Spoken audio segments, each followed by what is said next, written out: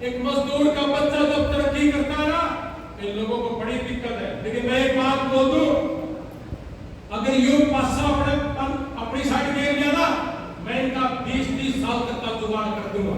आप चिंता ना करियो, आप जो बोलोगे वही होगा।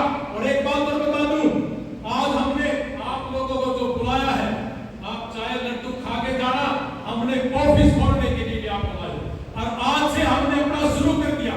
बहुत लोगों ने कहा कि करोगे कि नहीं करोगे, मैं कहा कर दिया भाई। और बहुत लोगों ने कहा कि प्रेशर होगा, ये होगा, वो होगा, कोई प्रेशर नहीं, भाईचारे का प्रेशर देना। और आपको तरक्की देना और आपके बीच में खड़ा होकर एक बात कहूंगा और स्टेज के ऊपर धर्मशाला में खड़े होकर कराऊं। आप मेरे पिता भी हैं, मेरे भाई भी हैं, मेरी माताएं हैं, मेरी बहनें हैं। और पत्रकार साथियों, आप एक क्लिपिंग लेके जाना और जिंदगी भर के लिए ये क्लिपिंग रखना। मैं वादा करता हूं कि जिंदगी में ना तो भ्रष्टाचार करूंगा और ना करने दूंगा, और जो करेगा उसके खिलाफ हमेशा से खड़ा रहूंगा। अरे बहुत जोरदार तालियों के साथ भाई रणवीर सिंह जी रमान, हरियाणा के शेर, हमारे भाई युवा दिलों की धड़कन से आग्रह करूंगा कि वो आए और हमारे बीच रूबरू हो। भाई रणवीर सिंह जी रमान, बहुत जोरदार तालियों के साथ। धन्यवाद विनोद जी। आज के हमारे इस कार्यकर्ता मीटिंग के चीफ गेस्ट मेरे छोटे भाई अमेरिका से आए चौहान जी, 11 इंटरनेशनल तो संस्था है अमेरिका के अंदर, उनके ये चेयरमैन, और ये इस खास मौके पे आए और पिछले 2.5-3 महीने से अपने देश के बच्चों की सेवा दे रहे हैं। तो इनका विशेष तौर से बड़ा धन्यवाद। और अभी ये बोल के गए तो मैं तो इनको सिर्फ इतना ही कहूंगा कि ये जो आप मदद कर रहे हो, जो पैसा पहुंचा रहे हो, ये अगले 10-20 साल तक भी नहीं रुकना चाहिए, ताकि हम गरीब को मरने ना दें, गरीब की बीमारी में किसी तरह की दिक्कत ना हो। उसके खून पसीने के साथ ही हमारा खून पसीना पड़ना चाहिए। तो ये रिक्वेस्ट मेरी कबूल कर लेंगे भाई, हम तो रुखी सुखी खा लेंगे, लेकिन गरीब का कौन? आज मैंने ये मीटिंग इसी बात के लिए बुलाई है कि किसान और गरीब परिवार के लिए कौन काम करे। और इसी मीटिंग के तहत मैंने आनंद फानंद में आप लोगों को मुझे आशीर्वाद देने के लिए बुलाया। एक अमेरिका के अंदर एक लेखक है ब्रायन ट्रेसी, उन्होंने कहा है कि मुश्किल से मुश्किल काम को पहले करना चाहिए। और साथियों, जो काम हम 20 साल पहले से करना चाहते थे, वो काम आज आप लोगों के द्वारा शुरू करेंगे। साथियों, अभी जब मैं बैठा था, बैठे बैठे टेलीफोन आया अमेरिका से। हमारी एक बहन है खांडा गांव से, रेणु संधू, उस बहन ने मुझे बताया कि मेरे भतीजे की जो आपके थ्रू फाइल लगवाई थी, वो खांडा गांव से बेटा, उसकी आज टिकट पक्की होगी, यानी कि उसका वीजा लग गया अमेरिका का। एक किसान परिवार के बच्चे का रोहतक के अंदर आज वीजा लगा। ये शुरुआत हुई है और इसी शुरुआत के साथ मैं आज अपना जो भाषण है, वो स्पीच है, वो शुरू करूंगा।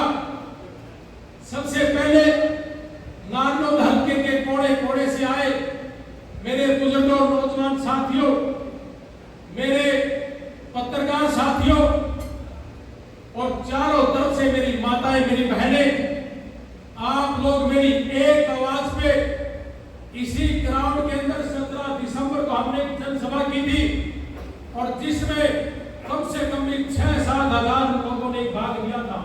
लेकिन आज हमने ये केवल मात्र कार्यकर्ता एक सम्मेलन किया था, लेकिन आपके मैं बता दूं, बड़ी खुशी की बात है कि बहुत से राजनीति वालों के दिल में भड़कना शुरू हो गया है आज से, और उन्होंने अपने कार्यक्रम में रख दिए कि ये कार्यक्रम किसी तरीके से ढीला पड़ जाए, लेकिन आपका आशीर्वाद हमेशा से मेरे ऊपर रहा है। मैं जहां भी आपको बुलाता हूं, आपने हमेशा से मेरा साथ दिया है, मेरा आशीर्वाद दिया है।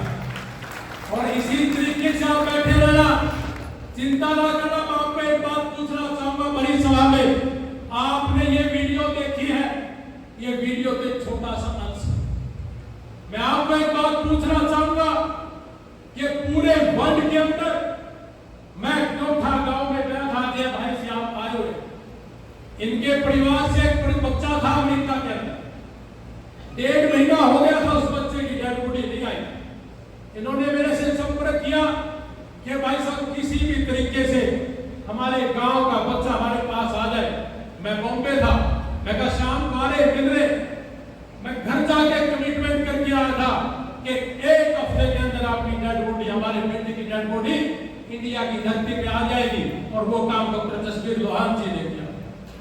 तो साथियों, मैं आश्वासन देता हूं,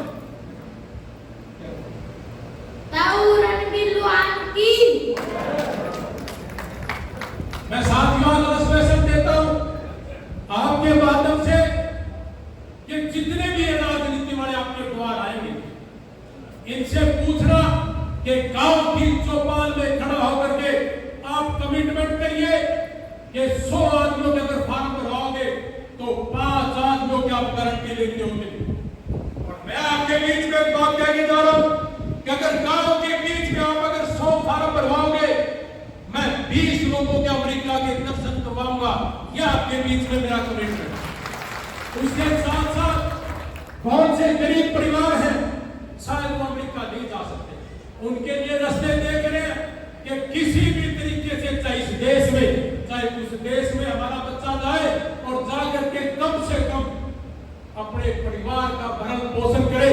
मैं चाहता हूं, मेरे पोस्टर आपने देखे होंगे, उन पोस्टरों में साफ साफ लिखा है कि मैं मेरे किसान और मजदूर परिवार के बच्चे को मालिक देखना चाहता हूं, नौकर नहीं।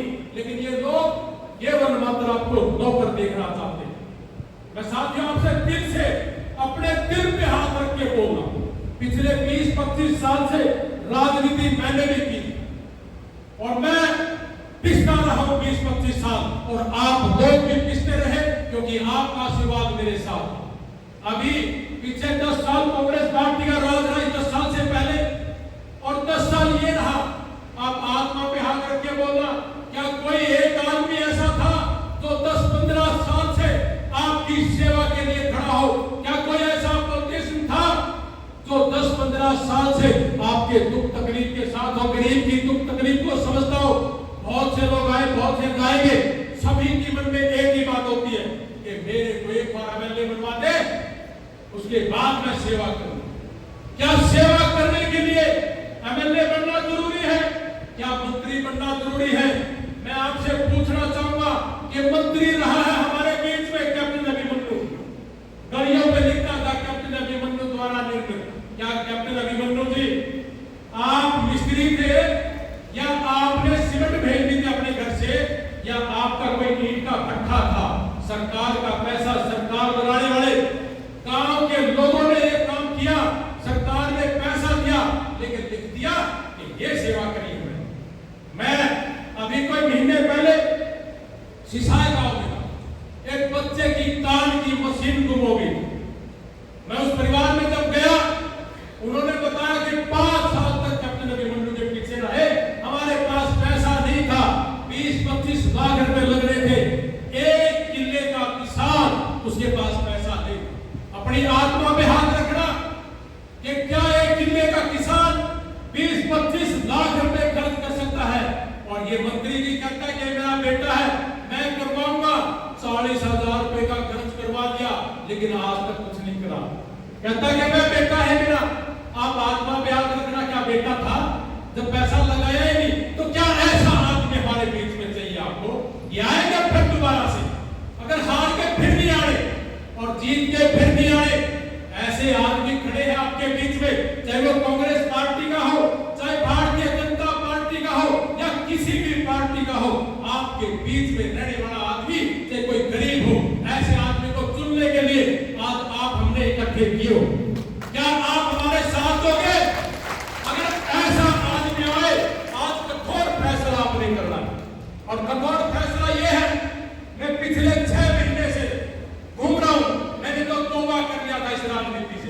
नकली चीज है और गंदे लोगों द्वारा खेला जाता है और झूठ बोल के खेला जाता है। मैंने कल परसों एक अखबार में पढ़ा था, एक पार्टी के सीनियर नेता ने कहा कि हर घर से नौकरी दूंगा, हर घर से नौकरी दूंगा। अब आत्मा पे हाथ रखना, इस शहर में बैठे नारनौल में, अपने नारनौल हल्का में 60 गांव है, किसी एक गांव की गारंटी दे दे कि हर गांव से, हर परिवार से अगर वो नौकरी दे दे, कोई एक बताओ, अपने दिल पे हाथ रखो, क्या कर सकते हैं ये लोग? लेकिन उसके बावजूद भी अखबारों में बड़ा बड़ा लिखते हैं कि हर घर से एक नौकरी दूंगा। जो पॉसिबल है वो बात झूठ बोल के आप लोगों की वोट को ठगा जाता है और ऐसे आदमियों से हमने दूरी बनानी। कांग्रेस पार्टी के 20 साल पहले आए नेता हमारे बीच में आए, चाहे भलाई हो मेरे परिवार और मेरे भाईचारे से, लेकिन एक बात मैं जरूर कहना चाहूंगा, अपनी हाथ मां में हाथ रख के देखना, अगर हार गया तो 20 साल नहीं आना और जीत गया तो आपके बीच में नहीं आना। केवल मात्र अपने पैसे की पूर्ति करने के लिए लोग आपके बीच में आए।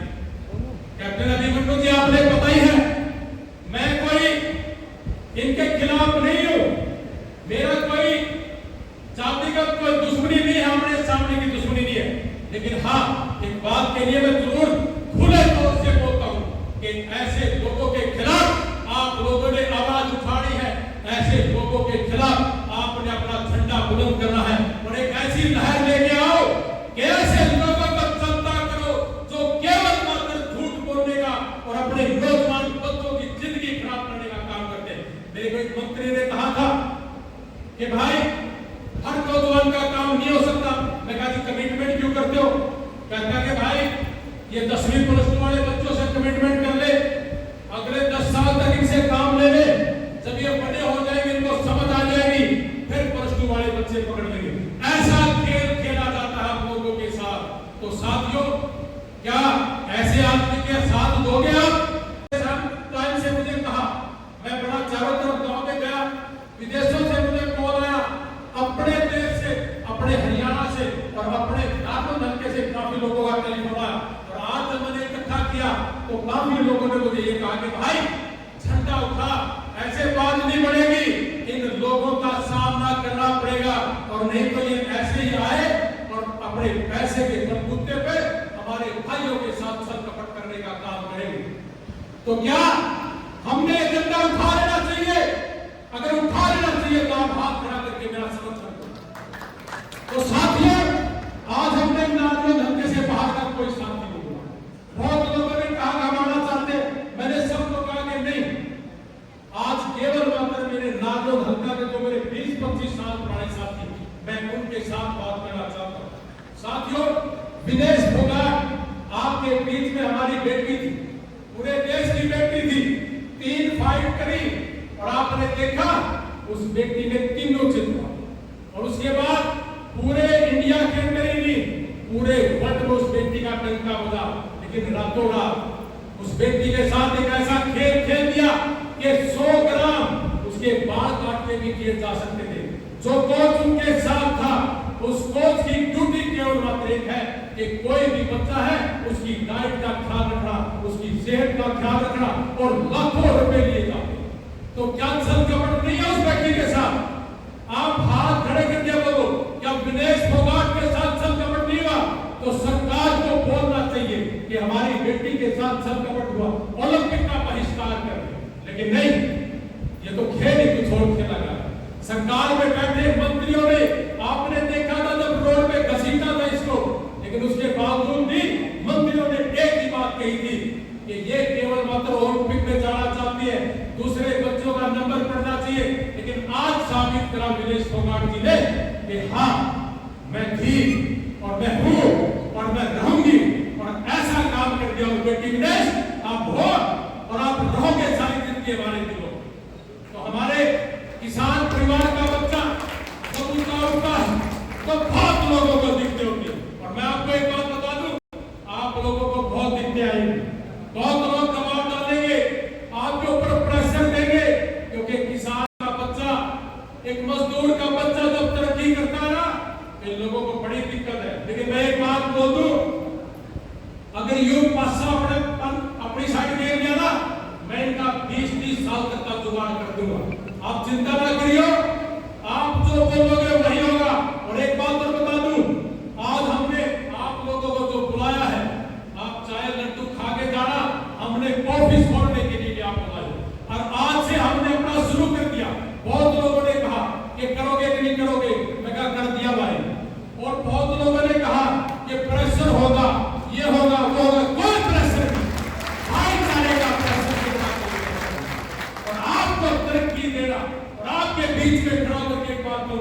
और स्टेज के ऊपर धर्मशाला में खड़े होकर कर रहा हूं।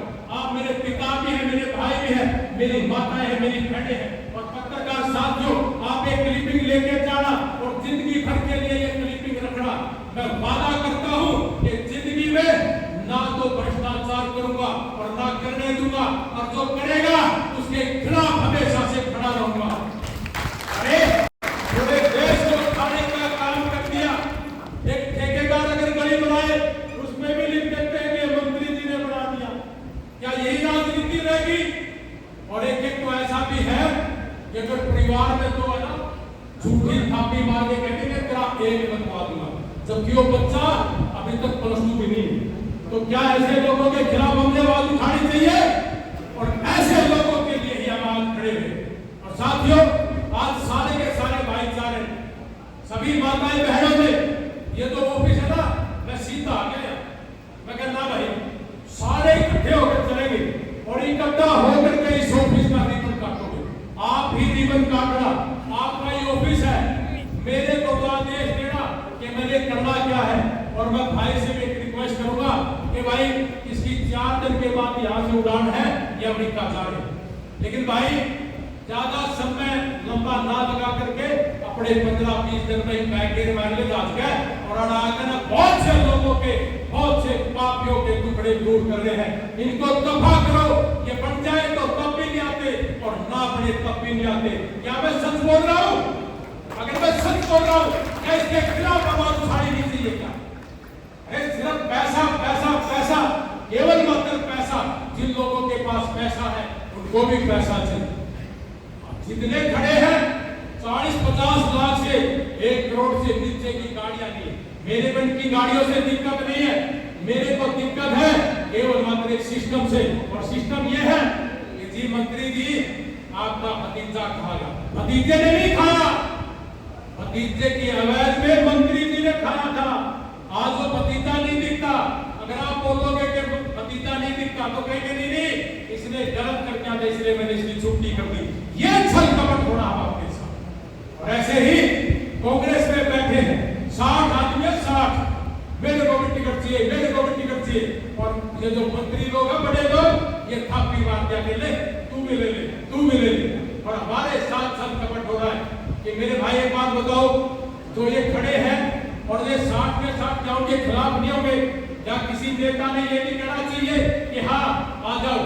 और साथियों मैं बता दूं, 10 साल पहले भी कांग्रेस का राज रहा है। उस राज को क्यों जाना पड़ा? क्योंकि केवल मात्र 9 सीट आई थी और 9 सीट के अंदर आपने देखा होगा बहुत लोगों ने इसको नकार दिया था कि आप गलत कर रहे हो। मैं गलत का साथी नहीं हूं साथियों। आज ये मीडिया आपके हाथ में देके जा रहा हूं, आपने करना है ये काम और शुरुआत कर रहे हैं आज ही। और उसके बाद बड़ी सभा में बात और कह के जाऊं, ये पासा पलटना आपका काम है। और जैसे ही पासा पलट गया और आप यहाँ विनर हो जाते हो, तो विनर होने के बाद जब आप यहाँ जीत जाओगे, फिर आपको न्योता देता हूं कि बनने के बाद तीसरे दिन आपने पूरे नानुद हल्के में इकट्ठा होना है और सारे हल्के में इकट्ठा होगे। मुझे ये बता देना कि करना क्या है। ये जो टिकट है वो केवल मात्र पब्लिक की टिकट। क्या ये सही है रास्ता? ये बनने के बाद ये नहीं बताते कहां जाना है, ये पैसों पे लुटते हैं, बिकते हैं। और भाई मेरी सुन लो बात, जेल में जाना मंजूर है, बिकूंगा, ये मेरी गारंटी है, मेरा वादा है, मेरे बाप दादा ने सिखाई है। मैंने भाई को कहा कि अमेरिका जाके किसी के साथ गलत कमिटमेंट मत कर लेना। और इसने मुझे एक बात बोली थी कि भाई अपने पिताजी की, अपने दादा की एक बात याद आती है कि बेटा कि जो पिताजी ने, तो दादा ने आज स्टेज पे लेके आए, इसे नीचे मत जाने देना, इससे ऊपर हो सकता है तो पहुंचा देना। आज आपके आशीर्वाद से पूरे इंडिया के अंदर नहीं, पूरे वर्ल्ड में आपके भाई का डंका बजता है। केवल मात्र सेवा के लिए डंका बजता है। किसी का खाया नहीं, किसी के साथ गलत व्यवहार नहीं किया, क्या किसी के साथ गलत कमिटमेंट किया। तो ये सारी चीजें आज आप लोगों को इकट्ठा करने का मकसद मेरा एक ही है कि आज आप लोगों ने किसी ऐसे आदमी का रास्ता देखने की जरूरत नहीं है। एक बार ये आ गया, एक बार ये आ गया, किसी से पूछे क्या करे, कहता जी मजबूरी है, कोई है नहीं। तो मेरे को बहुत लोगों ने कहा कि भाई साहब मजबूरी है, आप आओ ना आके। लेकिन भाई आज आपके बीच में आपका भाई आ गया, अब आपने पूरे दर्द धक्के में इसका कीड़ सा बांध दो और इन लोगों ने चलता कर दो। या मेरी गारंटी है, ये जितना बड़े बात रहना तो ये दोनों के दोनों 20-20 साल तक भाग लेंगे। आपको लगता ही आएंगे, हारने के बाद नहीं आने, जीतने के बाद नहीं आने, तो इन्हें चलता कर दो और अब आपके बीच में जो आपको सुविधा चाहिए वो सारी सुविधाएं हम देंगे।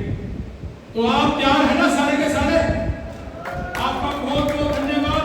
मैं आपने एक बात और बता दूं, एक बात और बता करके मैं आपको संक्षिप्त में अपनी बात कह करके अपनी वाणी को विराम दूंगा कि हमने 350 से ज्यादा लोगों की अपने देश में जिंदगी बचा दी जो मरने के कगार थे, और नागपुर में नहीं, पूरे हरियाणा के अंदर, पंजाब के अंदर, राजस्थान के अंदर। एक भाई तो यहाँ भी आया हुआ है, वो कहते हैं यार आपने मेरा बड़ा नाम लिया, ले तू क्या नाम? एक बगनाना गांव से हमारा साथी किसी के साथ पैदल यात्रा में था और पैदल यात्रा में पता चला कि इसको कैंसर हो, और जिसके साथ पैदल यात्रा में था उसने 5,000 रुपए देने के लिए मना कर दिया। मैं अमेरिका में था, मेरे को टेलीफोन आया कि भाई साहब ऐसे ऐसे दुविधा होगी, गरीब परिवार से हूं, लेकिन जिसके साथ मैं रहता था उसने मेरी मदद नहीं की, और वो हॉस्पिटल में था, पीजीआई में था। आज बड़ी शान के साथ, बड़ी इज्जत के साथ मैं एक फख्र महसूस करता हूं कि हमने दिसंबर में उस भाई का इलाज शुरू करवाया था और डॉक्टर ने कहा कि फर्स्ट स्टेज का ये ठीक हो सकता है। उस बच्चे पे सारे का सारा खर्च करके 1,40,000 रुपए खर्च करके उस बेटे को कैंसर से बाहर कर दिया। ऐसा है हमारा यारी इंडिया, यारी इंटरनेशनल का। मेरी जेब में जो होगा वो सारा का सारा आपके ऊपर दूंगा, मेरा घर खर्च को छोड़। बाकी मेरा भाई बैठा है जी, जो डॉक्टर था, डॉक्टर है, ऐसे ठीक कमांड लग रहा है। मैं कहा भाई 40%, 60% जितना उसके दे दो। अब तो हर महीने 6-7 लाख रुपए का डोनेशन जाता है। एक बात आत्मा पे हाथ रखना, जितने भी ये लोग खड़े हैं और या खड़े होंगे, क्या हमारे से सारे के सारे पैसे में ज्यादा है ना? पैसे में ज्यादा बहुत से लोगों ने मंत्री बन के लूटा है और बहुत लोग मंत्री बन के लूटना चाहते हैं, बहुत लोग एमएलए बन के लूटना चाहते हैं। लेकिन साथियों, आज भी अपनी जेब से जाएगा और आने वाले 5 साल भी अपनी जेब से जाएगा। आप विश्वास रखना, बहुत लोग आपको बोलेंगे कि सारा देश एक ही काम करता है।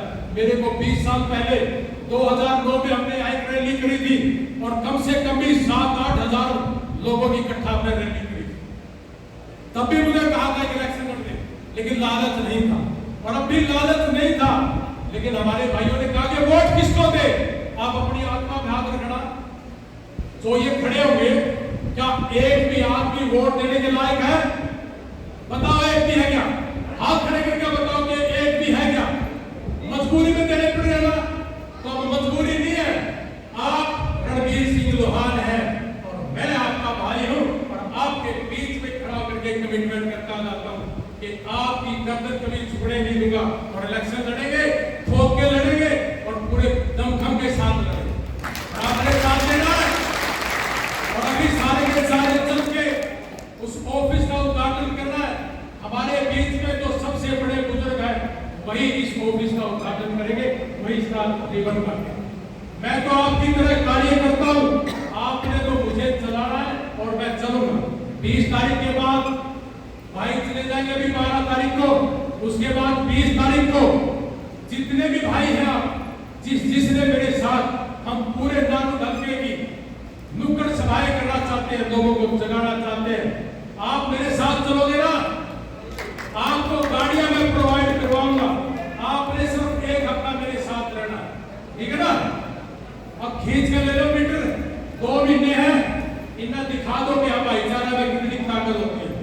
ठीक, तो मैं ज्यादा ना बोलते हैं, सिर्फ इतना ही कहूंगा भाई, आप आए, आपने मुझे आशीर्वाद दिया, आपका बहुत बहुत धन्यवाद। और ऐसे ही आशीर्वाद आपने 2 महीने ढीला नहीं पड़ना, नहीं तो सारी जिंदगी पछताओगे। आपको ये तो पता ही है, तो पढ़ने ये तो खड़े हुए हैं, 20 साल में आया, कोई 10 साल में आएगा, कोई किसी को कहेगा, लेकिन लेकिन इन सारा की छुट्टी करनी आपके हाथ में है और ये सच्चाई आपके बीच में रहेंगे। जो बोलोगे वो करोगे। यह टिकट जनता की है और आपकी झोली में है। आपका जीतना आपका काम है। मैं आपका सदैव सेवक रहूंगा।